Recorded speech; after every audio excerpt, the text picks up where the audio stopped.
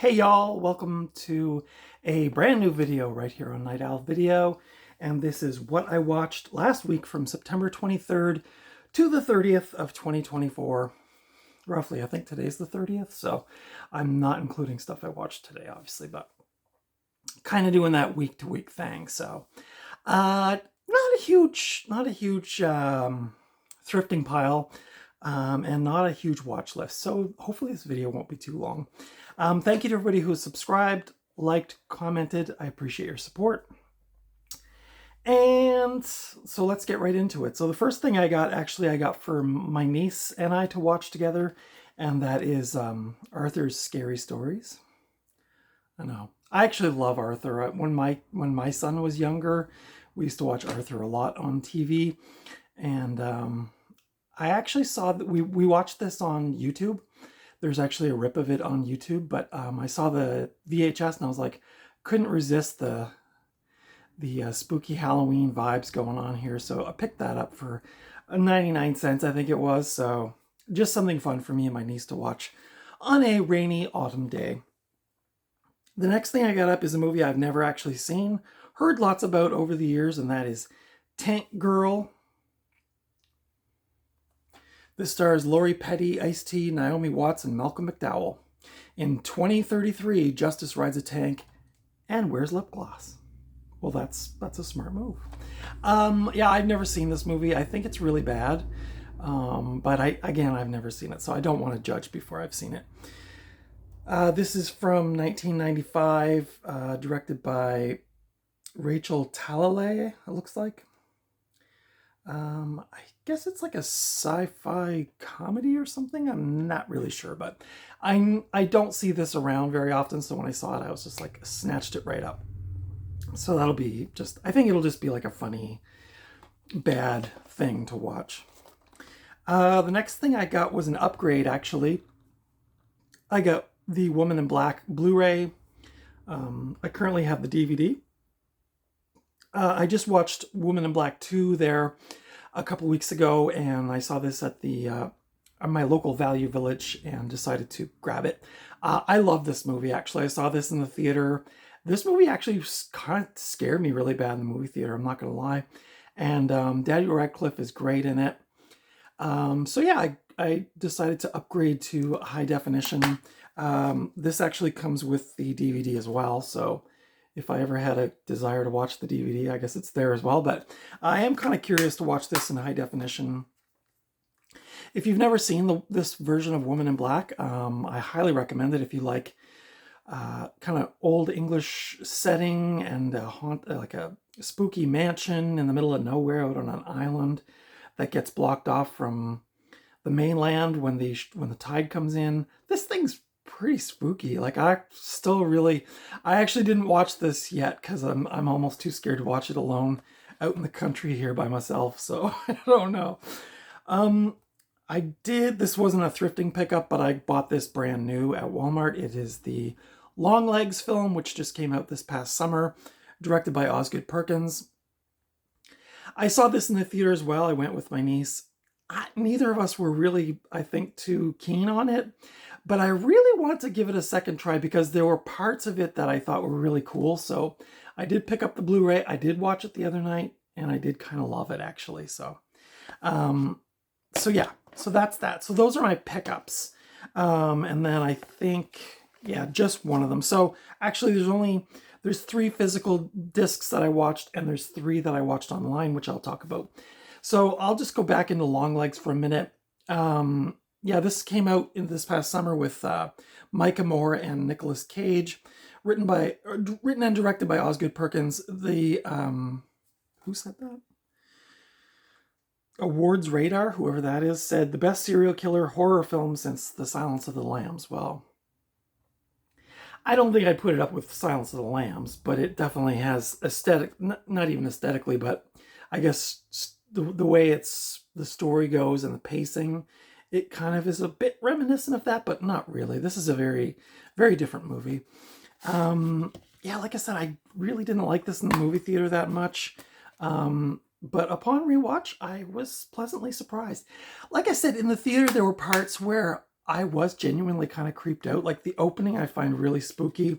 Some of the rooms, like the settings where the characters go, is really like, it looks like my basement in the 1980s, like, you know, wood paneling, and it's just kind of like outdated. And um, I don't know, just the way it's shot. It's got that kind of like liminal thing going on, and some of the acting's weird. Nicolas Cage is, of course, over the top as usual, but not unlikable. I found when I saw it in the theater, I was kind of laughing more than I was scared by Nicolas Cage.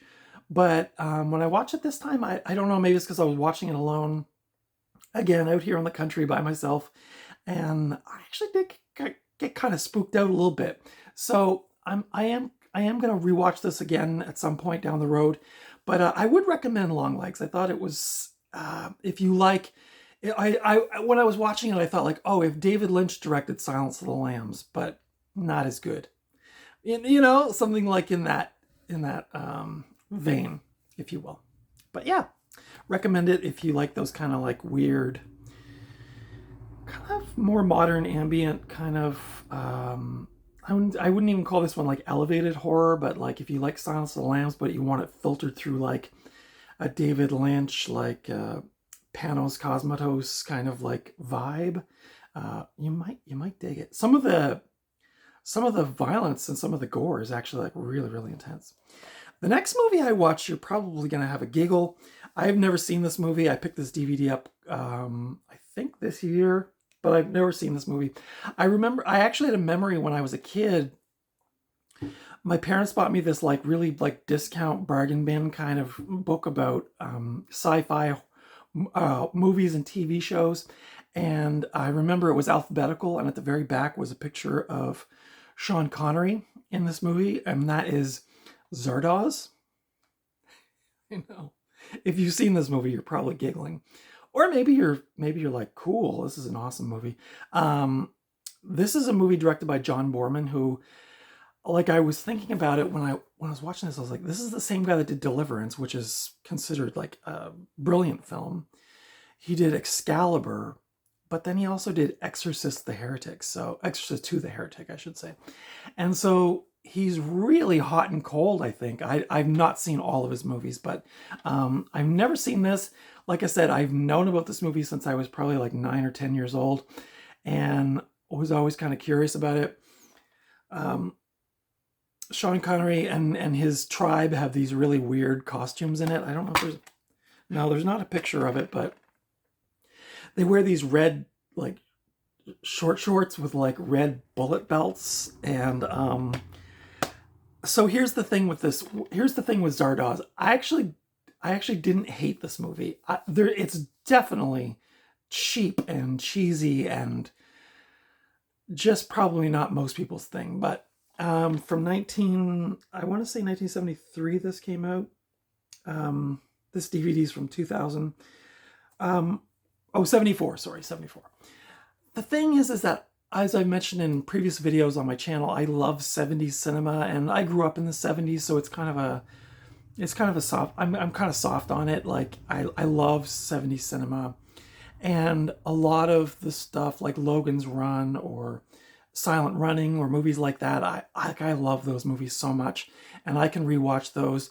I don't know if Westworld was in there. I think the 70s Battlestar Galactica. So I kind of have a soft spot for the cheesy tinfoil kind of like 70s looking sci-fi. This movie apparently had a budget of $1 million, and 200,000 of it went to Sean Connery. So the rest was for the entire movie. And so, as you can well imagine, a science fiction movie, and I've heard this before, studio execs will always say, if you're going to make a science fiction movie, if you pitch a science fiction movie to me, you're automatically thinking money, because science fiction movies cost money. This one, $1 million in 1974, I guess, was fairly substantial money. But the special effect, is there special effects in this? It's mostly just like mirrors and tinfoil and weird costumes and weird hand signals. And the music in it, the soundtrack was kind of cool. I've been listening to a lot of like Tangerine Dream and Vangelis or Vangelis, however you want to say it. So I've been listening to a lot of that music. So this was kind of like blended into my musical listening palette recently. So I kind of dug it from that angle. Sean Connery gave it his all, really. He did. Like, I'm sure he knew when he was in this, he was like dancing through these sets like, this looks terribly cheesy. The story itself, not bad. It's like these different tribes and they're all sort of separated and they sort of, it's hard to explain, but Sean Connery's character is like this sort of like exterminator character who goes around shooting these people who are like, you know, barbaric or whatever. And then he breaks into this kind of utopian world and they capture him and then they're examining him. And then it really goes in really weird tangents. I almost feel like when I was watching this, I thought this would kind of be a cool remake with modern special effects. Like if Denis Villeneuve took this and like redid it, I think it would be really cool. So I can't recommend this per se, only for people who are big fans of like early 70s science fiction, 70s cinema, Sean Connery. If you're just curious about John Boorman's output, this is definitely one of his weird ones. Yeah, again, I'm kind of soft on that time period, so I kind of gave it a bit of a pass. I actually, this is really strange. I actually put the following day after I watched it, I put on the director's commentary, John Boorman talking through the film. And that's where I learned a lot about like the special effects and the budgets. And they have these big balloons. There's this big, I don't know why it's not on the cover, but there's a big, well, I guess it's kind of here. There's this big floating head that I think is a balloon in the movie that kind of floats down through the sky. That stuff like visually was really beautiful and really creepy. So yeah, I don't know. Kind of an interesting film. I'll probably rewatch it down the road at some point. Maybe like pair it up with like Holy Mountain or something, or I don't know, some weird science fiction movie. But even like I said earlier, like Silent Running or Logan's Run or something like that. The next one up I've always heard terrible things about this. This was my thrifting haul last week, I think. It's Cry Wolf. John Bon Jovi is in this movie. Yes, he is. Who else is in here? Julian Morris, Lindy Booth, Jared Padalecki, and John Bon Jovi. This was directed by Jeff Wadlow. Yeah, this was disappointing to me. I did not like this movie. I think I mentioned in the last video, I saw this on List with Cobweb's channel, and I think he was more or less saying that like he liked the vibe of it, not necessarily the movie so much, but he liked that kind of cheesy early 2000s like teen horror movies. This, I thought the premise of it was pretty cool. I just didn't really care for the execution. I liked the character with the orange ski mask, and it definitely had those like fall vibes to it if you're looking for something like that at this kind of like prep school or whatever. But again, like I did like the premise of it, but I just don't think it was executed that well, if you will. This was like I think this was like 2005. I've always heard kind of bad things about there, just like avoid this movie. But I was willing to give it a try. I found this at a thrift store for like $3, so $4. So I grabbed it. One time watch for me. I probably won't keep it in my collection, but I will send that one packing, as it were. I wouldn't even recommend it if you're just looking for a cool Halloween movie to watch. Or not Halloween, but like a fall slasher kind of movie. I wouldn't even put it in that category. So the other three movies that I watched, I made notes on my computer just so you can see it's Google Docs. I'm not reading off the internet. But I did make some notes about the movies that I watched on streaming because I don't obviously have the physical case to look at. So the films I watched streaming, I saw Blood on Satan's Claw from 1971. This was directed by Piers Haggard, who also directed 1981's Venom, not the superhero movie, but the old horror movie. I always say Quatermass, but I think I've heard people say Quatermass. This stars Patrick Wymark, who was in Where Eagles Dare, Linda Hayden, who was in Taste the Blood of Dracula, as well as Madhouse. This movie has a 6.4 out of 10 on IMDb and a 73% on Rotten Tomatoes. Blood on Satan's Claw is considered, as in the Woodlands Dark and Deep documentary, this is considered sort of like one of the holy trinity of early British folk horror movies, along with Witchfinder General and The Wicker Man. So I'd never seen this movie, was curious about it. I didn't dislike this movie. I can't say it's a movie I'll go back and watch. Again, I don't know. I don't even know if I'd really add it to my collection. I just don't see myself rewatching this.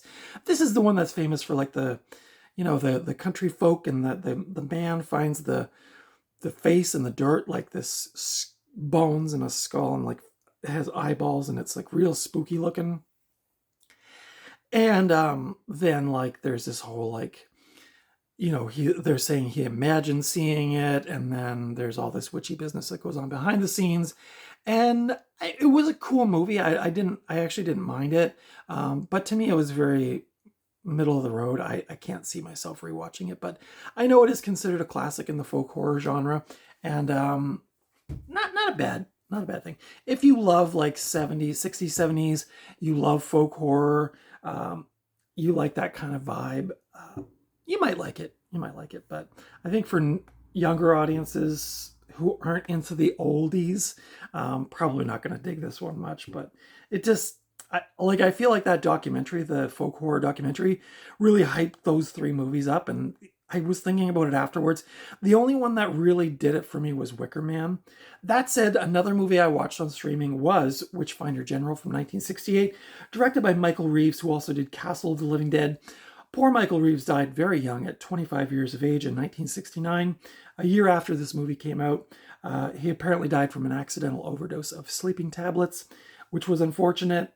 I don't know what the circumstances were, if he took too many or he was prescribed too many, but this film stars, of course, the incomparable Vincent Price, who was also in House on Haunted Hill, as well as the Dr. Phibes movies, which I really like, among others. I mean, he's obviously been in tons of cool movies. Ian Ogilvy, who was in The She-Beast and Puppet Master 5, and Hilary Dwyer, and she only did a handful of movies, and I don't really recognize them. Witchfinder General currently holds a 6.7 out of 10 on IMDb and an 89% on Rotten Tomatoes. Witchfinder General is actually like pretty spooky. It's based on a true story of the... I meant to write down the name of the actual guy. This is loosely based on an actual person in history who went around and hunted witches and, killed them in various ways. And I will say the opening scene in this movie is so upsetting. Like I was like, oh, I don't know if I want to watch the rest of this. It's like, it's a hanging, and I don't really like hangings. I guess most people don't, but I thought it was really unsettling. And I had heard from other movie fans that this was like really disturbing. And I would agree with that. Yeah. Because some of the ways that they tortured these poor people, whether they be witches or not, it was really cruel. Like dropping them into water to see if they would sink. If they sink, then they're human, and if they float, they're satanic or witches or whatever. Vincent Price, of course, just doesn't miss a beat. He's just dead serious in this thing, and I totally bought into the. I mean, it's not a character; it's a real person, but him playing that person, you were totally convinced, like, oh my god, this man was so evil, and Vincent Price just embodied that character so well. I do like a lot of Hammer horror films from the 60s and 70s, so I felt myself more drawn to this than I did with Blood on Satan's Claw, which I feel like it didn't really have those same vibes as Hammer stuff, but I thought Witchfinder General was genuinely creepy, especially given the fact that some of this stuff actually happened in real life. So yeah, pretty cool. If you like folk horror, if you like Vincent Price, which who doesn't, 70s horror, 70s folk horror, this is, to me, I would give this a very high recommendation from my side of the pond, if you will. And the last movie I watched on streaming, Witchfinder General, you can actually watch for free on YouTube. It's actually a pretty nice rip of the movie. Like I said, Blood on Satan's Claw, no, I didn't tell you, that's on Tubi, so you can also watch that for free. And then the last movie I watched was Late Night with the Devil from last year. This was directed by Colin and Cameron Cairns, starring David Desmalchian, who was also in The Dark Knight and Prisoners, a great thriller. This also stars Laura Gordon, who was in Saw 5. This currently has a 7 out of 10 on IMDb and a 97% on Rotten Tomatoes. So, Late Night with the Devil. Yeah, I've been hearing about this movie for months. A lot of YouTubers, a lot of horror fans, a lot of movie fans or folks really, really put this movie high up on their rating. And so I was really curious because for about the first half an hour, I was thinking, it's pretty cool, but I don't know. But by the end of that movie, you are like, you're coming up off your seat. Like, it was a thrill ride. For me anyway, that's just my opinion. Maybe you didn't like it, but for me, by the end of that movie, I was like, whoa, that was intense. And it is kind of like, it's a late night talk show in the 70s. The host there, his ratings are going down really bad, and he decides to throw this Halloween special as kind of like a last ditch effort to get his ratings back up. And he invites like some people, including a woman and a young girl who the young girl is possessed by this demon, and the doctor, the woman, can put this girl into a hypnosis and can draw this demon out and have conversations with it. And then like all hell breaks loose. By the end, it switches over to kind of almost a weird sci-fi horror and almost like a surreal kind of feel. And I know a lot of people complained about that, but I actually thought that part was really cool. Yeah, I don't want to give it away because it's a really fresh movie and some people probably haven't seen it. I just saw it last night, and again, like, I would give that a high recommendation. I thought it was really spooky. One of the better, like, more modern movies that I've seen. I thought it was really, really creepy, and the way they shot it was like, you know, that 4:3 aspect. So it was like, looked like TV screen on your widescreen TV, and so it gave you this real like home video kind of vibe, like a TV, old school TV VHS vibe. And so it would be like, I think they claim like the tape that you're watching, which is the movie, is like the behind the scenes stuff that they had just found. And so you get to see like the show, but then it's intercut with behind the scenes, which is like more like shot on video style, as opposed to the main part of the movie where it looks like a TV production. So, but it really captured that 70s vibe for me. Again, I love the 70s, and I have a soft spot for it. So yeah, I thought it was great. It's available on Shudder in Canada. I assume also in the United States. I don't know where else you can find it. I feel like it just maybe came out on physical media, or it's coming out soon. So if you can find a copy, I would highly recommend that movie. So that's it for this week. What movies did you watch? Leave it in the comments below. Did you watch any of the movies that I watched, or are you fans of any of the movies that I watched? The movies again: Longlegs, Woman in Black, Tank Girl, Arthur's Scary Stories, Zardoz, and Cry Wolf. And then on streaming, again, Late Night with the Devil, Blood on Satan's Claw, and Witchfinder General. So let me know your thoughts on any of those films. Are those your favorites, or are they overrated? I'm curious about the Late Night with the Devil because so many people have been putting it like really high ranked. And I wondered if it was like that toxic positivity again, where it's like, oh, we're just desperate for something original, so we're just giving it really good ratings. But again, I would just give it a good rating because I thought it was really, really cool and spooky. So let me know your thoughts in the comments below. Thank you so much for watching. Consider subscribing if you haven't already. Follow me over on Instagram at Night Owl Video, where I irregularly post things. Yeah, give me the thumbs up if you like this kind of content. I do a what did I watch last week video I try to do it every Monday. Sometimes it's Tuesday because of the internet where I live really sucks. Don't tell my landlord. But it takes like the whole day to upload a video. So sometimes I wait till I go to work or to my relative's house to upload videos. So relatives, my mom and my sister. So sometimes it's not always on Monday, but I try my best. The last few weeks I've tried to upload it on Monday, and it takes like all day to up. And sometimes I get so frustrated, I just shut it off and wait till I get to a place with better Wi-Fi. So if that's why it's a little irregular, that's why. But that's it for today.